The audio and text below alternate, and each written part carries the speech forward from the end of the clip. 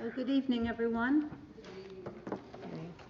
The August 14th, 2024 council meeting of the Long Branch City Council will now come to order. Roll call, please. Mr. Dangler? Here. Dr. Vogt? Here. Mrs. Wittes? Here. Dr. Selly is absent. Mr. Vieira is absent. All please stand for the Pledge of Allegiance. I pledge allegiance to the flag of the United States of America and to the republic for which it stands, one nation, under God, indivisible, with liberty and justice for all.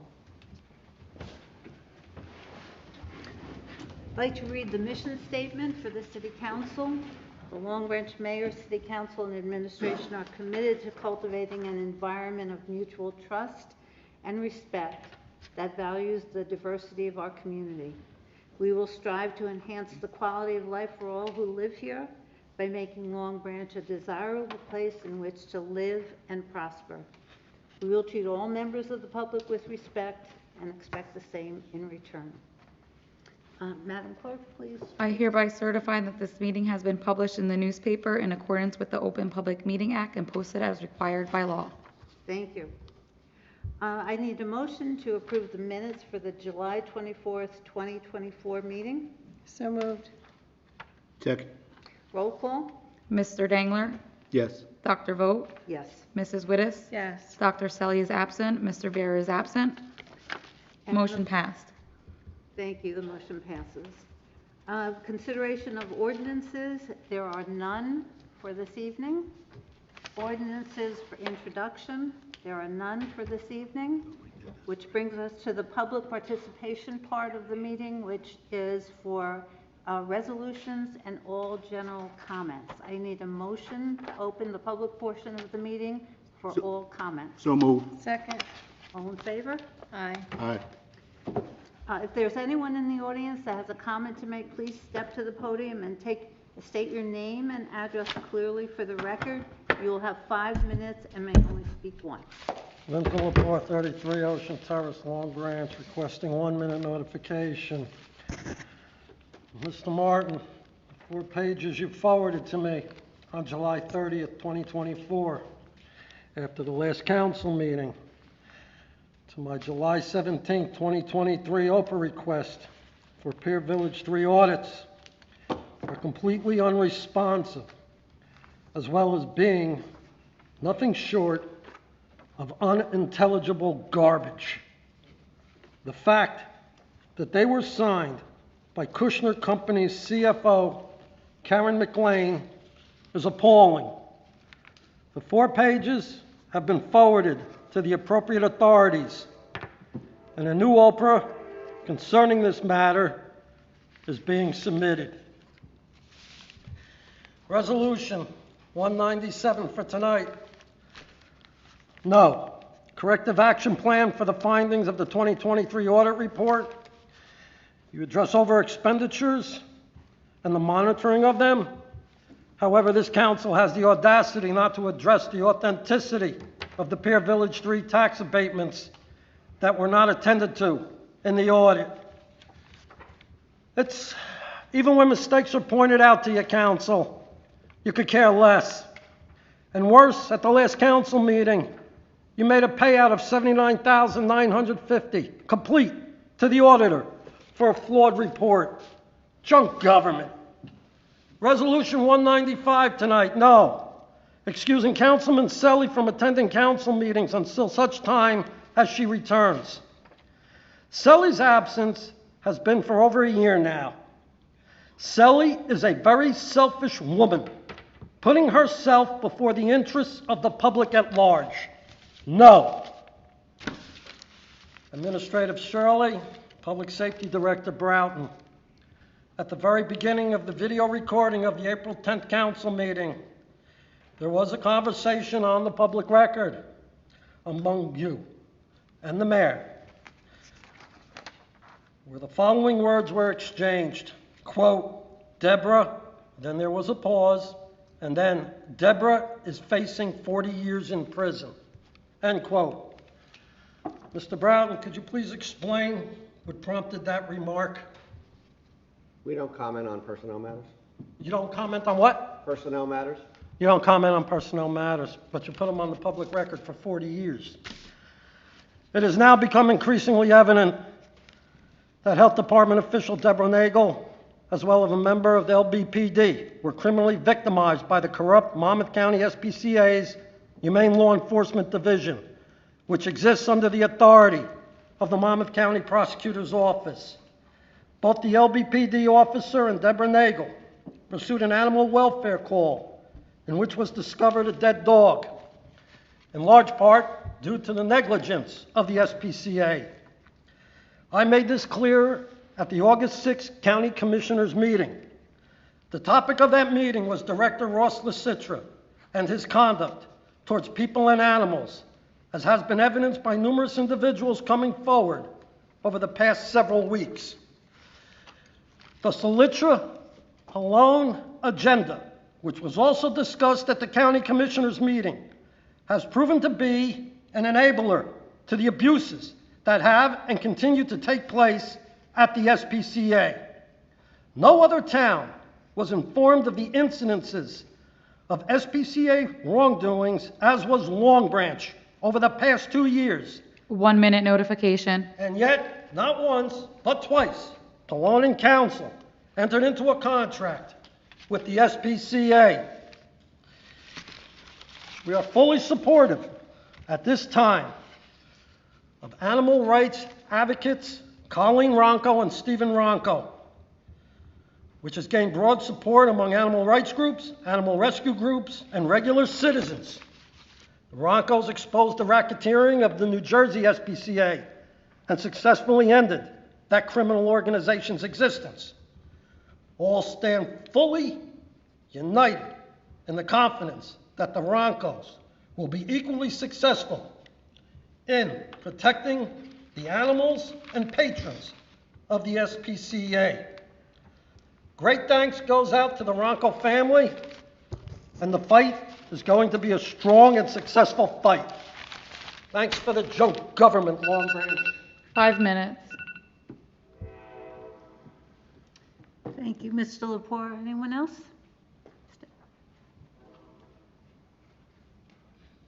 Good evening, everybody. My name is Murphy Jean Stevenson, and the property I'm here to talk about is 150 Woodmore Place. And when it was purchased, it was under Murphy Jean Taylor. I'm supposed to be getting a sidewalk when it got warm. I'm sorry, y'all, but it's almost fall again, and I still don't have a sidewalk. So I'm just here to see if I'm getting a sidewalk or not. Yeah, ma'am, I remember your case. This is the first I'm hearing of it. I'll look into it tomorrow. No, this is my second time here. No, I mean, I just haven't seen you, but I they, can't get down here. I got a very sickly child. no, I'm just saying, they promised they were gonna do it. I'll find out what's going on. Well, I asked them not to tell me, promise. I asked them was I gonna No get problem. it. I'll find out for you.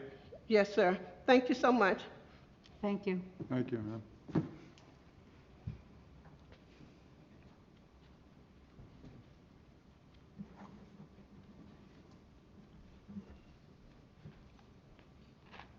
Good evening. Jill Spitalia, 551 High Street, Long Branch. I would like to know if somebody could tell me what the protocol is when an animal gets hit on the street and killed. You call the police station, and then what? So depending on what kind of animal it is, so what type of animal are you talking about? A cat or a dog? Yeah, so what happens is they notify the SPCA, they do a scan of it. If there's a chip in it where they can identify it as someone's pet, they'll collect it. If not, DPW will collect it. Okay. Is there a difference for the weekend, Saturday or Sunday? Well, the difference would be, it would be DPW's next shift. They don't get called, we wouldn't call someone in to do it. I honestly think that's horrific, DPW, but in the meantime, we have, with the SPCA, we have a contract with them, and aren't they supposed to come and pick up the animals? No, that's not part of theirs. It specifically says not. So what if you call the police station and you tell them that there's a dead dog on the side of the road?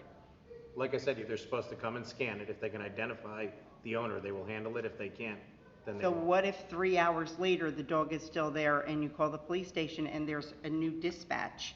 And she tells you that unless they're in the street or domestic, which would be a cat or a dog, the SPCA doesn't come out, that it's DPW. Correct. Why wouldn't, it was a domestic animal. Well, it's their definition, so like I said, after the The scanning. definition of a domestic animal is an animal that has lived with humans long enough that they are no longer considered wild. That is a cat or a dog. This dog laid there for 24 hours and nobody came to pick it up. And I have to tell you that when you call as a concerned citizen the police department and you're told that DPW is going to pick up that animal, I'm sorry, that's unacceptable. It was tactless. It was cold. I think that and I saw that you're looking for dispatch, and I understand why. Because when I call on the weekend, they choose what they're going to do and what they're not going to do. You do not matter. And I'm sorry that I feel that way. But I called 1 o'clock on Sunday, I called 4:40 on Sunday, I called the SPCA right after I called at 4:40 the police station, and then in the morning when I called, when the dog was still there, the dispatch said to me, "It's a dog, I'll call the SPCA, they'll pick it up." I said, "Why couldn't they do that yesterday?" He said, "I don't know, ma'am, I didn't work." I am horrified It was by this Sunday, the 11th? situation. This was a Sunday. This Sunday, the 11th, No, the 4th. the 4th. August 4th. I called the police station at 1 o'clock, 4:40. I called Monmouth County SPCA, and a volunteer answered the phone. She was very nice, told me that she would do what she could to help me. I never received a phone call back. The dog was still there at 8:30. The dog was still there 7 o'clock Monday morning. Okay, we'll look into it. I hope you do. We will. Jill, this is news to me, but that shouldn't be, honestly. I mean, if you have kids didn't want to walking approach you around and before. seeing a dog, and so we'll see what we can do about What them. if this little dog belonged to somebody around the corner? I hear you. You know, they walked up and saw this dog, and believe me when I tell you, I would have told them. I called Long Branch twice, I called SPCA. This is how Long Branch gets a bad name. Yeah, no, we need to address that if that's what's happening, Thank you, for I would sure. appreciate that. And then she said to me, "It's animal control." Do we have animal control? Oh, So obviously, we have an animal control officer, but they're currently on suspension. So what are you doing to replace that officer? Nothing at this point. Well, perhaps you should consider it, because maybe this wouldn't happen. Okay, I'll look into it and get back to you. I would appreciate if you would get back to me on this Yep. too. Absolutely. I'll get back to you, Jill. Thank you. Thank you.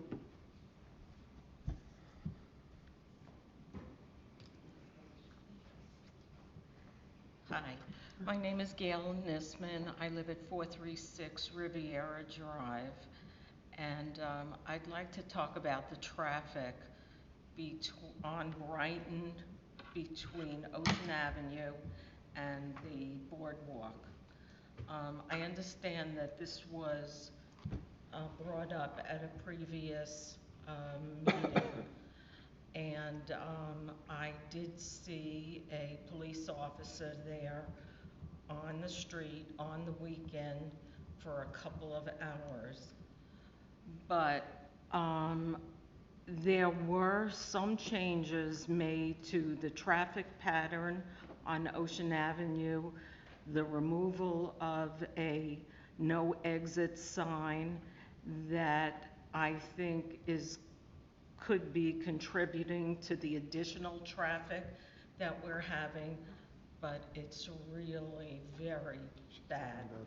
On the weekends, we have people making K-turns all over the street, U-turns all over the street, double parking because they're dropping off all of their stuff for the day at the beach.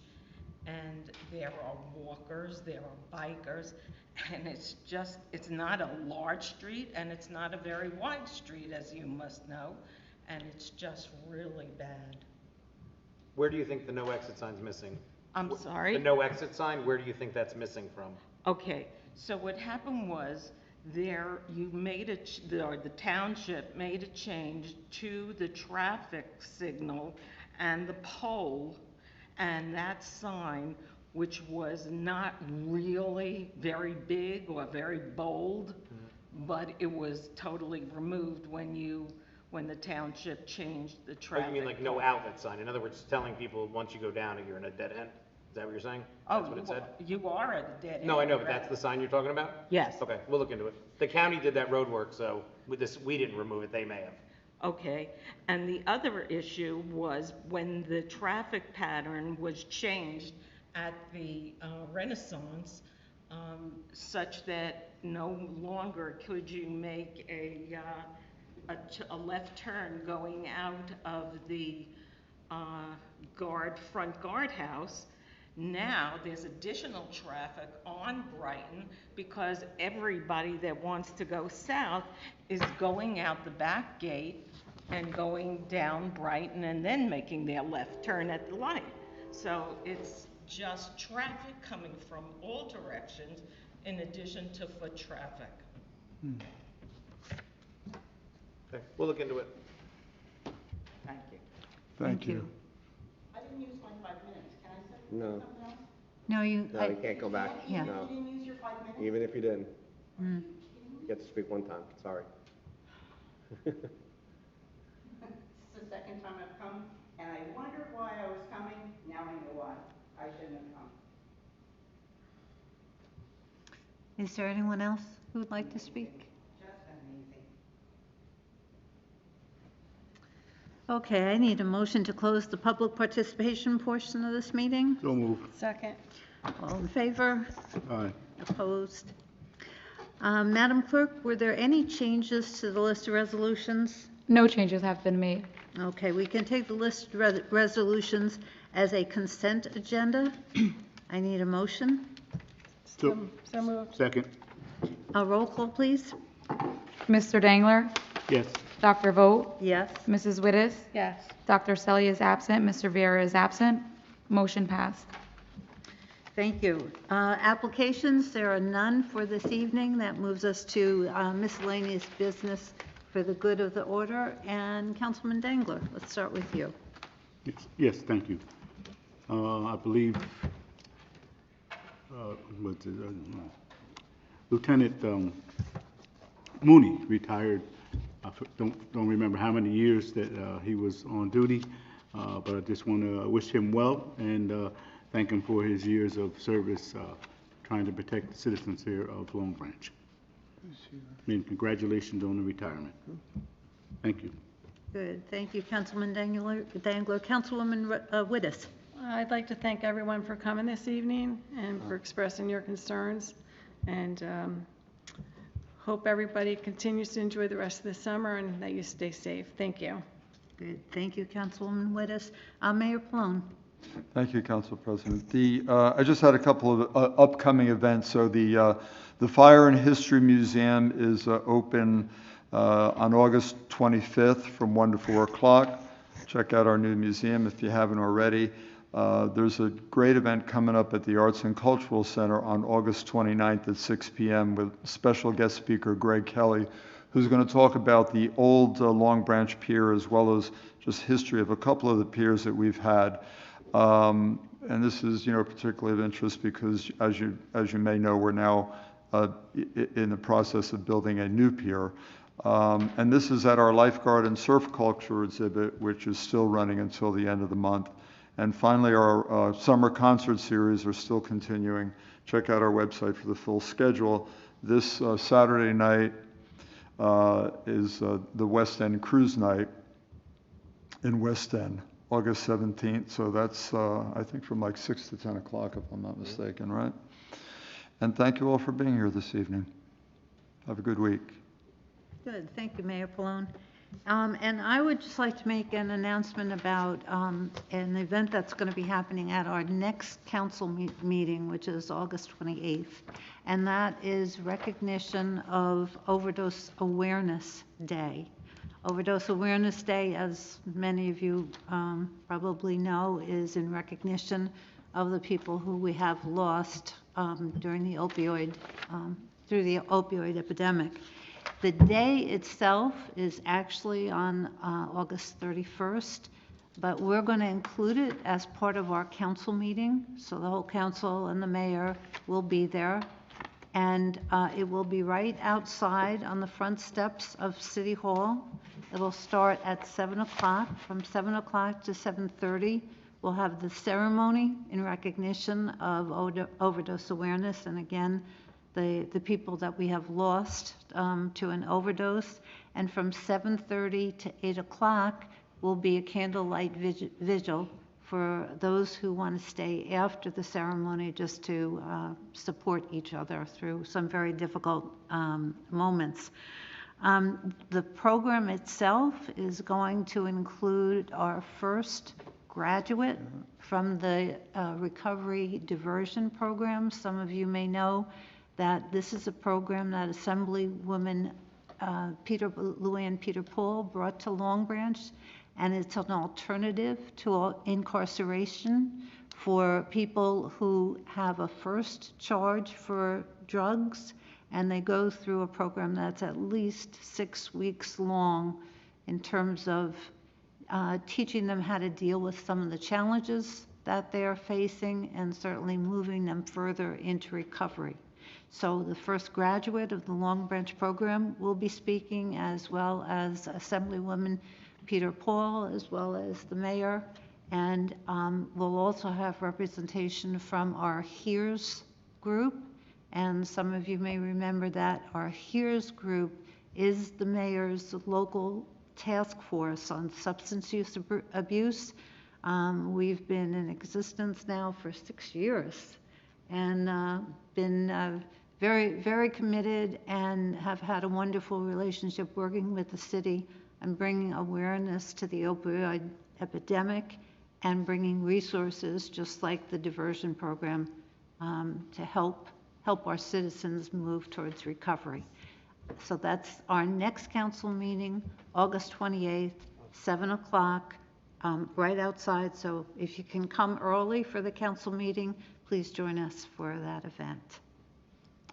And with that, I think we have covered everything, and so I need a motion to adjourn. So, second. Thank you. Good night, everybody. Night.